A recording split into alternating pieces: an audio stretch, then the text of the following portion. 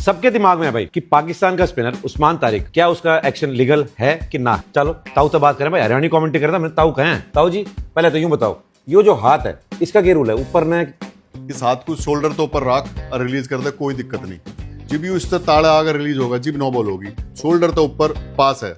पास है जी, बिल्कुल। जो बैंड की बात करें 15 डिग्री की, बैंड उसका 2 बार क्लियर हो लिया, उसका बैंड और स्ट्रेटनिंग 15 डिग्री तक ऊपर नहीं है, ताड़ा ही है, तो आईसीसी ने 2 बार क्लियर कर दिया। और बता। और तीसरी बात है जो मैंने यूं लगा, जो बहुत ही जरूरी है, जब वो जंप इन करके आवा है तो जो इस लाइन की है वो क्या वैल्यू है? देखो, जो वो बार था वो आने दो, कोई बात नहीं।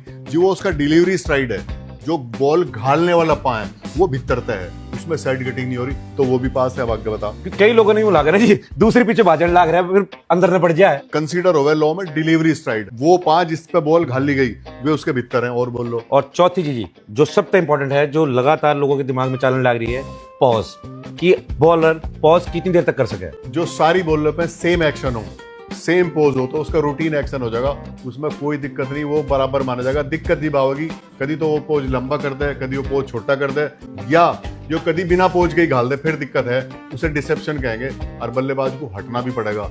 तो मेरे हिसाब से जिस हिसाब से वो बॉल डाले, सारे एक्शन उसके एक ही हैं, तो उसका रूटीन एक्शन है, वो भी फेयर है। और बॉल लेकिन कई बार क्यों है ना जी, किसी गेंद पे तो 1 सेकंड खातर पॉज कर गया, लेकिन कहीं न कितने अगर वो 2 सेकंड पॉज कर गया तो अंपायर उसने रोकेंगे। जो उस पोज में जो डिफरेंस है वो ठाडा हो गया, जिसे कहें लॉ में सिग्निफिकेंट हो गया, तो एम्पायर इंटरवीन करेगा, डेड बॉल कर सके।